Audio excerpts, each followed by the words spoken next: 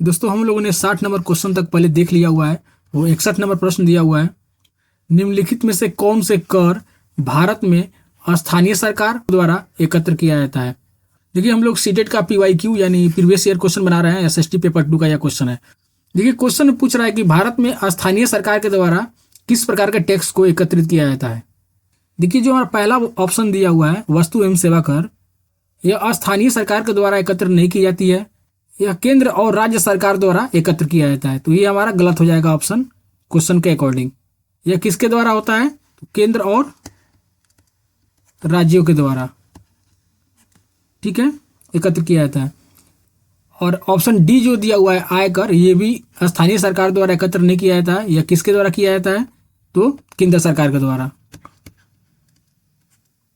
और जो option B और सी है जल कर और संपत्ति कर, ये हमारे स्थानीय सरकार द्वारा एकत्र किया जाता है। इस प्रकार के टैक्स को वसूल कर सार्वजनिक सुविधाओं और कल्याण कार्यों में यूज किया जाता है, जैसे स्वच्छता को लेकर, पानी, सड़क, शिक्षा, स्वास्थ्य, इन सभी चीज़ों पर खर्चा किया जाता है स्थानीय सरकार द्वारा। तो इसलिए हमारा ऑप्शन बी और सी जल और संपत्ति कर सही होगा। आइए देखते हैं किस ऑप्शन में बी और सी दिया हुआ है। ऑप्शन 4 में दिया हुआ है ऑप्शन बी और सी सत्य है। स्क्रीनशॉट करना तो कर लीजिए। चलिए अगला क्वेश्चन देखते हैं।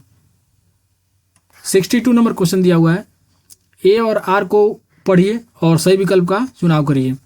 कथन ए दिया हुआ है, साप्ताहिक बाजारों में सामान सस्ता होता है। देखिए जितने भी साप्ताहिक बाजार होते हैं उसमें सामान सस्ता होता है। ये स्टेटमेंट जो दिया हुआ है हमारा बिल्कुल सत्य है। बेचती है जिससे ज़्यादा प्रतिस्पर्धा होती है। और जो इसका रीजन दिया हुआ है ये भी बिल्कुल सत्य है। तो इसलिए हम कह सकते हैं कि ए और आर दोनों सही हैं और आर सही व्याख्या करता है ए की, यानी ऑप्शन 1 हमारा करेक्ट हो जाएगा। इसमें कुछ नहीं है। चलिए अगला क्वेश्चन देखते हैं। 63 नंबर क्वेश्चन दिया हुआ है, असर्शन है, पक्की दुकानों में बेचे जाने वाला सामान आमतौर पर साप्ताहिक बाजारों में बेचे जाने वाले सामान से महंगा होता है। यह जो असर्शन दिया हुआ है बिल्कुल सत्य है में। तो जो इसका रीजन दिया हुआ है ये भी बिल्कुल सत्य है। तो इसलिए हम कह सकते हैं कि ए और आर दोनों सही हैं और आर सही व्याख्या करता है ए की। इसमें कुछ है नहीं। चलिए अगला क्वेश्चन देखते हैं। 64 नंबर क्वेश्चन है, असर्शन और रीजन को पढ़िए और सही विकल्प का चुनाव करिए। असर्शन दिया हुआ है, लोकतांत्रिक सरकारों को प्रायः प्रतिनिधि लोकतंत्र भी कहते हैं। ये हमारा स्टेटमेंट बिल्कुल सत्य है। और रीजन दिया हुआ है, सरकार में लोग सीधे भाग नहीं लेते हैं बल्कि चुनाव प्रक्रिया के माध्यम से अपने प्रतिनिधि को चुनते हैं। उसका रीजन भी बिल्कुल सत्य दिया हुआ है। तो असर्शन ठीक है और रीजन जो है उसका सही व्याख्या करता है, इसलिए ऑप्शन ए हमारा करेक्ट हो जाएगा। देखिए लोकतंत्र में जनता अपने क्षेत्र के प्रतिनिधियों को जिताकर सरकार बनने के लिए भेजती है और वही सरकार जो है हमारे लिए निर्णय लेती है। तो इसलिए से हम लोग प्रतिनिधि लोकतंत्र भी कहते हैं। ऑप्शन 1 हमारा सही हो जाएगा। चलिए अगला क्वेश्चन देखते हैं। 65 नंबर क्वेश्चन है, लता सुबह के 5 बजे चाय बेचती है और वह बहुत दूर स्थित कुएं से पानी भरने के लिए जाती है। उसके बाद घर पहुंचने के बाद वह खाना बनाती है और कपड़े धोती है, घर की सफाई भी करती है, झाड़ू पोछा भी करती है और उसके बाद वह अपनी चाय की दुकान के लिए सामान खरीदने जाती है। इन सबको इकट्ठा उल्लेखित किया जा सकता है। चलिए ऑप्शन भी देख लेते हैं, थोड़ा सा ऊपर कर दे रहा हूँ। ऑप्शन 1 देखिए, देखभाल कार्य जैसे, यह देखभाल करने के लिए नहीं होगा। ऑप्शन 3 है, गृह कार्य जैसे, घर के कार्य करने जैसे, ये भी नहीं होगा। और चौथा ऑप्शन दिया हुआ है, भुगतान के बदले कार्य, ये भी हमारा नहीं होगा। तो इस प्रश्न का सही आंसर क्या हो जाएगा, दोहरे बोझ के जैसे। चलिए अगला क्वेश्चन देखते हैं। अगला क्वेश्चन दिया हुआ है, निम्नलिखित में से क्या 1950 में अपनाए गए भारत के वास्तविक संविधान का अंग नहीं था। क्वेश्चन निगेटिव दिया हुआ है। यहाँ ध्यान रखिएगा, क्वेश्चन जब निगेटिव है तो आंसर भी हमारा निगेटिव होगा। ऑप्शन देखिए, 1950 की बात कर रहा है तो मौलिक अधिकार, राज्य के नीति निर्देशक तत्व और आपातकाल के भाव ये सभी थे, लेकिन मौलिक कर्तव्य जो है 1950 में अपनाए गए भारत के वास्तविक संविधान का अंग उस समय नहीं था। तो इसलिए राइट आंसर हमारा क्या हो जाएगा, ऑप्शन 3। 1950 में भारत में जब संविधान लागू होता है तो उस समय मौलिक कर्तव्यों को वहां पे शामिल नहीं किया गया था। तो इसको शामिल कब किया गया, 1976 में 42वां संविधान संशोधन करके मौलिक कर्तव्य को भारत संविधान में जोड़ दिया गया। और 1976 में केवल 10 मौलिक कर्तव्य थे, जिसे 2002 में 86वां संशोधन करके 10 में एक और मौलिक कर्तव्य जोड़ दिया गया और टोटल कितने हो गए, 11 मौलिक कर्तव्य हो गया।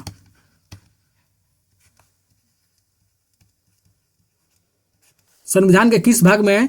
तो संविधान के भाग 4 में, और अनुच्छेद हो जाएगा 51A। तो इस प्रश्न का सही आंसर हमारा ऑप्शन 3 हो जाएगा, मौलिक कर्तव्य। ठीक है, ये सारे देख लीजिएगा, हो सकता है यहाँ से प्रश्न बन जाए। अब चलिए बढ़ते हैं अगला क्वेश्चन की ओर। ये 67 नंबर क्वेश्चन दिया हुआ है, निम्नलिखित में से कौन सा मौलिक अधिकार के प्रयोग का उदाहरण नहीं है? क्वेश्चन निगेटिव है तो आंसर भी निगेटिव होगा। ऑप्शन पढ़िए। बिहार के मजदूर खेतों पर काम करने पंजाब जाते हैं, ये बिल्कुल मौलिक अधिकार के अंतर्गत आता है। ईसाई मिशनों से मिशनरी स्कूलों की एक श्रृंखला स्थापित की, ये भी मौलिक अधिकार के अंतर्गत आता है। पुरुष और महिला सरकारी कर्मचारियों के समान वेतन और भत्ते, ये भी हमारा मौलिक अधिकार के अंतर्गत ही आता है। पैतृक संपत्ति और उसके बच्चों में विरासत में मिलती है, ये हमारा मौलिक अधिकार के अंतर्गत नहीं आएगा। तो क्वेश्चन हमारा निगेटिव पूछा हुआ है, इसलिए ऑप्शन 4 हमारा करेक्ट आंसर हो जाएगा। अनुच्छेद 19 में कहा गया है कि सभी नागरिकों को भारत के किसी भी क्षेत्र में जाकर स्वतंत्र रूप से घूमने का अधिकार है और व्यवसाय करने का अधिकार है। ठीक है, तो बिहार के मजदूर कहीं भी जाकर यहाँ पे रोजगार कर सकते हैं। अनुच्छेद 30 कहता है कि अल्पसंख्यकों को शैक्षिक संस्थानों की स्थापना और प्रशासन का अधिकार देता है अनुच्छेद 30। और इसमें कहा गया कि सभी अल्पसंख्यक को चाहे धर्म या भाषा पर आधारित हो, उन्हें अपने पसंद के शैक्षिक संस्थानों की स्थापना और प्रशासन करने का अधिकार देता है। और अनुच्छेद 16 कहता है कि राज्य के अधीन किसी भी पद पर नियोजित या नियुक्ति से संबंधित मामलों में सभी नागरिकों के लिए अवसर की समानता होगी, चाहे वह किसी भी धर्म, मूल वंश, जाति, लिंग, वंश, जन्म स्थान, कोई भी डिफरेंस हो, तो यहाँ पे भेदभाव नहीं होगा। लेकिन पैतृक संपत्ति यहाँ पे दिया हुआ है, पैतृक संपत्ति बच्चों को विरासत में मिलती है, यह मौलिक अधिकार के उपयोग का उदाहरण नहीं होगा। तो चलिए देखते हैं अगला क्वेश्चन, ऑप्शन 4 हमारा करेक्ट हो जाएगा। 68 नंबर क्वेश्चन दिया हुआ है, भारतीय संविधान के अनुच्छेद 22 के अंतर्गत निम्नलिखित में से कौन से गिरफ्तार हुए व्यक्ति का आश्वस्त मौलिक अधिकार नहीं है? यहाँ पे क्वेश्चन निगेटिव पूछा हुआ है, तो आंसर हम निगेटिव ढूंढेंगे। देखिए, भारतीय संविधान अनुच्छेद 22 के माध्यम से गिरफ्तार हुए व्यक्तियों को कुछ अधिकार देती है, उसी अधिकार की यह बात कर रहा है कि कौन सा इसमें नहीं होगा वो बताना है। चलिए देखते हैं कौन कौन सा होगा पहले, उसके बाद हम लोग निगेटिव को छांटेंगे।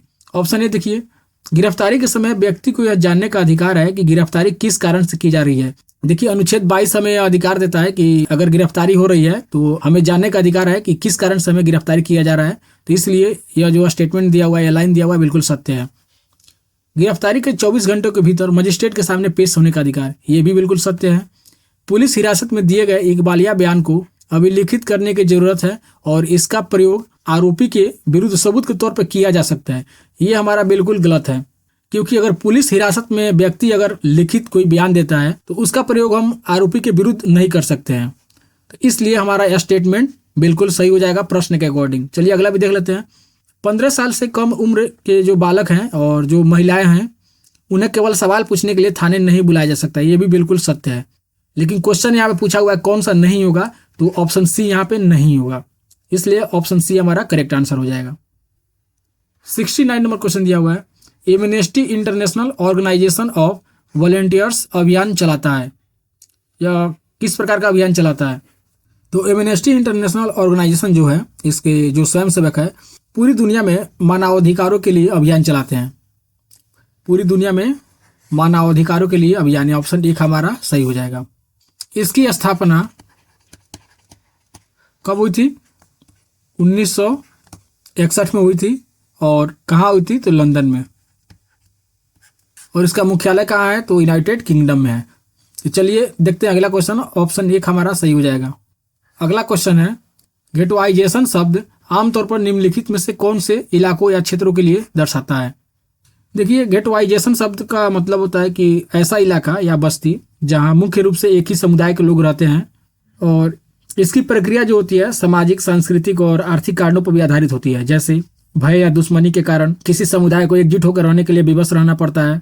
इस तरह की जो चीजें होती हैं वो गेटवाइजेशन में आती हैं। तो चलिए देखते हैं ऑप्शन होंगी। चलिए बढ़ते हैं अगला क्वेश्चन की ओर। 71 नंबर क्वेश्चन है, निम्नलिखित गतिविधियों में से कौन से इतिहास में समीक्षात्मक चिंतन के विकास में सहायक होगी? देखिए, जो क्रिटिकल थिंकिंग होती है बच्चे के लिए काफी इंपॉर्टेंट रोल निभाती है। इससे बच्चों का जो दृष्टिकोण होता है अच्छी तरीके से विकसित होती है, उनमें सोचने समझने की क्षमता विकसित होती है। आइए ऑप्शन देखते हैं। घटनाओं को तथ्यों और सबूतों के आधार पर जांचना, ये बिल्कुल हमारा सत्य है। घटनाओं को अगर बच्चे जो है तथ्यों और सबूतों के आधार पर जांचते हैं तो उसमें क्रिटिकल थिंकिंग विकसित होगी। बी दिया हुआ है वाद विवाद। जहां भी आपको वाद विवाद दिख जाए, चर्चा दिख जाए, वो समझिए कि पॉजिटिव है, इसको आंख बंद करके टिक कर दीजिएगा। वाद विवाद और चर्चा के माध्यम से विषयों पर दृष्टिकोण विकसित करना, तो ये भी हमारा बिल्कुल सत्य है। आइए अगला देखिए, किसी विशेष इतिहासकारों के विचारों के आधार पर घटनाओं के बारे में सीखना, ये हमारा नहीं होगा। और डी दिया हुआ है इंटरनेट पर वीडियो देखना, ये भी हमारा नहीं होगा। इस तरह से ऑप्शन ए और बी किस में है? ऑप्शन एक में दिया हुआ है, ऑप्शन ए और बी सत्य है। चलिए अगला क्वेश्चन देखते हैं। देखिए अगला क्वेश्चन जो है हमारा कोठारी आयोग से संबंधित है। आइए पहले इसको समझ लेते हैं, उसके बाद में हम क्वेश्चन सॉल्व करेंगे। देखिए जो कोठारी आयोग है, इसका गठन 14 जुलाई 1964 को विश्वविद्यालय अनुदान आयोग के तत्कालीन अध्यक्ष दौलत सिंह कोठारी की अध्यक्षता में किया गया था। दौलत सिंह कोठारी, इनकी अध्यक्षता में कोठारी आयोग का गठन किया गया था। कोठारी आयोग में इस बात पर जोर दिया कि भारत को केवल विकास सूची के दृष्टिकोण से नहीं देखा जाना चाहिए, विकास में बाधक माना जाता है तथा इसमें जेंडर संबंधी मुद्दे भी उपेक्षित रहे हैं। इसे हम राष्ट्रीय शिक्षा आयोग के भी नाम से जानते हैं। इसे भारत सरकार ने भारत के शैक्षिक क्षेत्र में सभी पहलुओं की जांच करने, शिक्षा का एक सामान्य स्वरूप विकसित करने और भारत में जो शिक्षा है उसके विकास के लिए दिशा निर्देशों और नीतियों की सलाह लेने के लिए स्थापित किया था। आइए ऑप्शन देखते हैं। भारत को केवल विकासवादी दृष्टिकोण से नहीं देखा जाना चाहिए, ये लाइन हमारा बिल्कुल सत्य है। और ऑप्शन बी दिया हुआ है, इस उपागम में यह समस्या है कि इसमें निर्धनता, निरक्षरता, जातिवाद को राष्ट्र के विकास के रूप में बाधक माना गया है और इसमें जेंडर संबंधी मुद्दे भी अपेक्षित रहे हैं, ये भी लाइन हमारा बिल्कुल सत्य है। यह सभी चीजें इसमें कही गई हैं, तो इसलिए ऑप्शन ए और बी दोनों सही है। ऑप्शन 3 हमारा करेक्ट आंसर हो जाएगा। चलिए अगला क्वेश्चन देखते हैं। 73 नंबर क्वेश्चन दिया हुआ है, एक शिक्षिका अपने विद्यार्थियों से भारतीय मीडिया में महिलाओं का चित्रण जैसे विषयों पर बातचीत के लिए कहती है, तो निम्न में से कौन सी युक्तियां सबसे उपयुक्त होगी? आइए देखते हैं कौन सा ऑप्शन यहाँ पे सबसे बेस्ट रहेगा। ये दिया हुआ है, कई समाचार पत्रों के विज्ञापन पर चर्चा करना। देखिए चर्चा जहां भी दिख जाए आपको तो आंख बंद करके टिक करिएगा, क्वेश्चन पॉजिटिव रहे तब। तो ये जो युक्ति होगी सबसे बेस्ट होगी, जो समाचार पत्र के जो विज्ञापन होंगे उस पर चर्चा कराना बच्चों के लिए काफी अच्छा होगा। बी दिया हुआ है, एक स्थानीय नेता का साक्षात्कार लेना, उनका इंटरव्यू लेना, ये कोई जरूरी नहीं है, उससे कुछ फायदा नहीं होगा। सी है कोलाज बनाना और कक्षा में उसे प्रदर्शित करना यानी प्रेजेंटेशन करना उसका, ये भी हमारा बिल्कुल सत्य है। देखिए कोलाज क्या होता है, इसमें हम विभिन्न माध्यमों से बच्चे जो होते हैं इसमें काफी सामग्रियों को इकट्ठा करके एक कलाकृति का निर्माण करते हैं। जैसे आपने एक चीज देखा होगा प्राइवेट स्कूलों में बच्चे जो होते हैं किताब के अंदर से या न्यूज़पेपर से या कभी कभी ऐसा भी होता है कि जो पैसा होता है, रुपया होता है, उसके अंदर से महात्मा गांधी का फोटो काट करके ले आकर अपने कॉपी में चिपकाते हैं और विद्यालय ले आते हैं। इस तरह की जो चीजें होती हैं वो कोलाज बनाना होता है, यानी विभिन्न माध्यमों से सामग्रियों को हम इकट्ठा करते हैं और उसे एक कलाकृति का निर्माण करते हैं। तो ये भी काफी बेस्ट युक्ति होती है। तो ए और सी यहाँ पे सही होगा। आइए देखते हैं किस ऑप्शन में दिया हुआ है। ए और सी ऑप्शन 3 में है। ऑप्शन 3 हमारा राइट आंसर हो जाएगा। आइए अगला क्वेश्चन देखते हैं।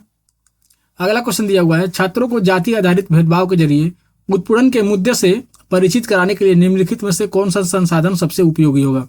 ऑप्शन देखिए, अशोक के शिलालेख, ये नहीं होगा। पिछड़े वर्गों के लिए आरक्षण का इलाहाबाद विश्वविद्यालय की नीतियां, ये भी हमारा नहीं होगा। मानव अधिकारों का सार्वजनिक घोषणा पत्र, ये भी नहीं होगा। Doctor B R. अम्बेडकर के बचपन के अनुभवों का वृत्तांत अगर बच्चों को हम सुनाते हैं, बच्चे जो है इस चीजों को काफी अच्छी तरीके से सीख पाएंगे। ऑप्शन 4 हमारा करेक्ट आंसर हो जाएगा कि बी.आर. अम्बेडकर के बचपन के अनुभवों का अगर वृत्तांत उनको हम देते हैं तो बच्चे इस चीजों को समझ पाएंगे। चलिए अगला क्वेश्चन देखते हैं। 75 नंबर क्वेश्चन दिया हुआ है, एक शिक्षिका अपने विद्यार्थियों के साथ असमानता के विरुद्ध संघर्ष के बारे में चर्चा करना चाहती है। असमानता के विरुद्ध, ठीक है। इसके लिए वह अपनी चर्चा में निम्न उदाहरणों में से कौन से उपयुक्त उदाहरण सम्मिलित कर सकती हैं? आइए ऑप्शन देखते हैं। ऑप्शन ए है रोजा पार्क्स की कहानी, कि रोजा पार्क्स की कहानी से बच्चे सीख पाएंगे कि कैसे रोजा पार्क्स ने संयुक्त राज्य अमेरिका में नागरिक अधिकार आंदोलन शुरू करने में काफी मदद की थी। और बी दिया हुआ है जानने का हक गीत, जो विजय महाजन द्वारा लिखा गया था। इसमें बच्चे सूचना के अधिकार को समझ पाएंगे जो विजय महाजन द्वारा लिखा गया था। सी दिया हुआ है तवा मत्स्य संघ की एक रैली। तवा मत्स्य संघ क्या है? यह एक मछुआरा सहकारी संस्था था जिसमें मध्य प्रदेश के सतपुड़ा जंगल के जो विस्थापित वनवासी थे उनके अधिकारों के लिए यहाँ पे लड़ाई लड़ी गई थी। तो इससे भी बच्चे असमानता को लेकर यहाँ पे चीजें समझ पाएंगे। और डी दिया हुआ है शिक्षार्थी के जीवन से कोई उदाहरण, यह भी इसमें शामिल होगा। तो इस प्रकार हम देख रहे हैं कि ए बी सी डी सभी सही है। आइए ऑप्शन देखते हैं। Option A B C D, option 4 में दिया हुआ है ए बी सी डी सभी सही है, इसलिए राइट आंसर हमारा ऑप्शन 4 हो जाएगा। ठीक है, स्क्रीनशॉट लेना तो ले लीजिए। चलिए अगला क्वेश्चन देखते हैं। देखिए अगला क्वेश्चन दिया हुआ है विभिन्न विषयों जिनमें सामाजिक विज्ञान भी शामिल है में पाठ्य योजना बनाते हुए 5 ई मॉडल काफी प्रचलित है, यानी 5 ई मॉडल। निम्नलिखित गतिविधियों में से कौन सा इसका हिस्सा नहीं है? क्वेश्चन निगेटिव है। तो देखिए यहाँ पे दिया हुआ है option evaluate, elaborate, explore, entertainment. तो हमको डायरेक्ट पता चल जा रहा है कि इंटरटेनमेंट जो है इसका हिस्सा यहाँ पे नहीं है, तो इसलिए राइट आंसर हमारा क्या हो जाएगा? ऑप्शन 4। देखिए लेसन प्लान के लिए 5 मॉडल दिया गया है यहाँ पे। चलिए अगला क्वेश्चन देख लेते हैं। यहाँ पे दिया हुआ है भूगोल की एक शिक्षिका अपनी कक्षा में प्राकृतिक वनस्पतियों के बारे में पढ़ाना चाहती है, तो अपनी कक्षा में इस विषय के लिए एक उपयुक्त सत्र हेतु वह निम्न में से क्या योजना बना सकती है? ऑप्शन ए दिया हुआ है विभिन्न वृक्षों के चित्र लगाना। देखिए यह जो है योजना में हेल्प कर सकती है, इससे बच्चों को वृक्षों के बारे में विभिन्न प्रकार के बारे में जानकारी प्राप्त होगी। बी दिया हुआ है विद्यार्थियों को नरम काष्ठ से बनी कुछ चीजें लाने को कहना, यह भी हेल्पफुल होगा, इससे बच्चों को विभिन्न प्रकार की वनस्पतियों और मानव जाति के लिए जो चीजें उपयोग में आती हैं वो उसके बारे में जानकारी प्राप्त कर पाएंगे। सी है विभिन्न वनों व इसमें पाई जाने वाली वनस्पतियों की विशेषताओं और तुलनाओं को एक चार्ट के माध्यम से दर्शाना। इस प्रकार के चार्ट से बच्चे जो है विभिन्न वनस्पतियों का तुलनात्मक दृष्टिकोण मिलेगा उनको, और साथ साथ में उनका विश्लेषणात्मक जो कौशल है वो भी विकसित होगा। डी दिया हुआ है जलवायु का वनस्पति की प्रकृति पर प्रभाव की चर्चा करना, ये भी लाइन हमारा बिल्कुल सत्य है। अगर चर्चा कहीं भी आपको दिख जाए, अगर क्वेश्चन पॉजिटिव रहे तो आंख बंद करके टिक करिएगा। अगर बच्चे को इस बात पर हम चर्चा कराते हैं तो बच्चे यह समझ पाएंगे कि जलवायु जो है वनस्पति को कैसे प्रभावित करती है, तो इसलिए option A B C D सभी सही है। आइए ऑप्शन देखते हैं। ऑप्शन 4 जो है ए बी सी डी सभी सही है, ऑप्शन 4 नंबर यहाँ पे सही हो जाएगा। चलिए अगला क्वेश्चन की ओर बढ़ते हैं। अगला क्वेश्चन दिया हुआ है निम्नलिखित में से कौन सा प्रश्न दिहाड़ी मजदूरों के विषय पर समीक्षात्मक कौशल विकसित करने में सबसे ज्यादा प्रभावशाली होगा? पहला ऑप्शन दिया हुआ है दिहाड़ी मजदूर शहरों में कहाँ रहते हैं। ये ऑप्शन बच्चों में क्रिटिकल थिंकिंग को विकसित नहीं करेगा, क्योंकि ये फैक्चुअल हो गया, डायरेक्ट बच्चे बता देंगे कहाँ रहते हैं। दूसरा ऑप्शन देखिए, क्या कारखानों की तुलना में कॉल सेंटरों में काम करने की स्थिति बेहतर होती है? ये ऑप्शन सही है। चलिए आगे भी देख लेते हैं। क्या कारखानों में काम कर रहे लोगों को लंबे समय तक काम करना पड़ता है? ये भी नहीं होगा। विश्व में किन शहरों में सबसे ज्यादा दिहाड़ी मजदूर है? ये भी नहीं होगा। देखिए ऑप्शन 2 जो है क्या कारखानों की तुलना में कॉल सेंटर में काम करने की स्थिति बेहतर होगी, या बच्चों में क्रिटिकल थिंकिंग को बढ़ावा देगी। चलिए अगला क्वेश्चन देखते हैं। अगला क्वेश्चन दिया हुआ है सामाजिक विज्ञान शिक्षण में आने वाली समस्याओं के बारे में नीचे दिए गए कथनों को पढ़े और सही विकल्प चुने। एसर्शन दिया हुआ है ऐतिहासिक घटनाओं की बदलती व्याख्याएं जो है सामाजिक विज्ञान शिक्षण को और चुनौतीपूर्ण विषय बना देती है। ये बात बिल्कुल सत्य है। रीजन देखिए, सामाजिक विज्ञान जो पढ़ाने वाले शिक्षकों की संख्या पर्याप्त नहीं है। ये जो लाइन दिया हुआ है, रीजन जो दिया हुआ है, बिल्कुल गलत है। तो इसलिए केवल असर्शन जो है हमारा वही सत्य है और आर गलत है। आइए देखते हैं किसमें दिया हुआ है। ए सही है, आर गलत है। ऑप्शन 3। ठीक है, ऑप्शन 3 यहाँ पे करेक्ट आंसर हो जाएगा, इसमें कुछ नहीं है। चलिए अगला क्वेश्चन देखते हैं। क्वेश्चन दिया हुआ है आप अपने छात्रों को एक वृत्त चित्र दिखा रहे हैं। देखिए वृत्त चित्र जो होता है इसको हम लोग डॉक्यूमेंट्री फिल्म भी बोलते हैं, यह किसी सत्य घटना पर आधारित फिल्म होता है। आइए आगे देखते हैं। और जब वह वृत्त चित्र आधा देखा जा चुका होता है तो उसमें से एक ऐसे दृश्य को दिखाया जाता है जो एक विशेष समुदाय को नकारात्मक रूप से चित्रित करता है। तो इस परिस्थिति से निपटने के लिए सबसे जो जिम्मेदार पूर्ण तरीका क्या होगा? पहला ऑप्शन देखिए, उस दृश्य को नजरअंदाज करें और बाकी वृत्त चित्र दिखाएं जिससे बेकार के मुद्दे पर समय नष्ट न हो। इस तरह की बात नहीं होनी चाहिए, ये बात बिल्कुल गलत है। ऑप्शन 2 दिया हुआ है छात्रों को बताएं कि आपको इस दृश्य की जानकारी नहीं थी, इसलिए यह पूरा गलत हो जाएगा। ऑप्शन 3 देखिए, छात्रों के साथ उस दृश्य का विश्लेषण करें जिसके दौरान वे समुदाय के संबंध में पेश की गई धारणाओं और सामान्यीकरणों का विरोध कर सकें। ये लाइन हमारा ठीक है। चलिए अगला भी देख लेते हैं। चौथा दिया हुआ है वृत्त चित्र दिखाना जारी रखें और उस समुदाय का कोई छात्र अगर वहां मौजूद है तो नकारात्मक रूप से समुदाय के चित्रण के लिए क्षमा मांगे। ये भी हमारा नहीं होगा, इसलिए बेस्ट ऑप्शन हम क्या हो जाएगा? ऑप्शन 3 हो जाएगा कि छात्रों के साथ उस दृश्य का विश्लेषण करें जिसके दौरान वे समुदाय के संबंध में पेश की गई धारणाओं और सामान्य कारणों का विरोध कर सके। राइट आंसर हमारा ऑप्शन 3 हो जाएगा। चलिए अगला क्वेश्चन देखते हैं।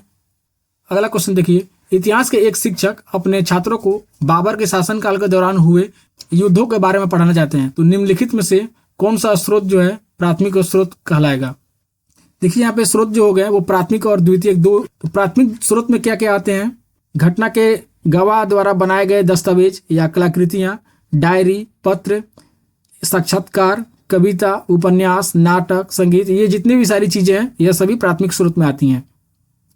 और माध्यमिक या द्वितीयक की बात कर लें तो उसमें जो है पुस्तकें और लेख शामिल हैं। तो इस प्रकार इसमें दिया हुआ है बाबरनामा और बाबर के संस्मरण जो हमारा प्राथमिक स्रोत में आता है, और ये बाकी गलत हो जाएंगे। चलिए अगला क्वेश्चन देखते हैं। अगला क्वेश्चन दिया हुआ है, प्राथमिक स्तर के विद्यार्थी जो ग्रामीण क्षेत्रों में रहते हैं के द्वारा निम्नलिखित विषयों में से क्षेत्र सर्वेक्षण की बात कर रहे हैं। यहाँ पे देखिए कि प्रयोग से हल किया जा सकता है। बच्चे जो क्षेत्र सर्वेक्षण करेंगे तो उससे क्या हल किया जा सकता है। और एक चीज का ध्यान रखिएगा, यह प्राथमिक स्तर के विद्यार्थी की बात बोल रहा है, तो पृथ्वी की स्थलाकृतियां यहाँ पे नहीं होगी क्योंकि यह प्राथमिक स्तर के लिए नहीं होगा। ऑप्शन 2 दिया हुआ है, चोल, चेर और पांड्य राजाओं का जीवन, ये भी नहीं हो पाएगा।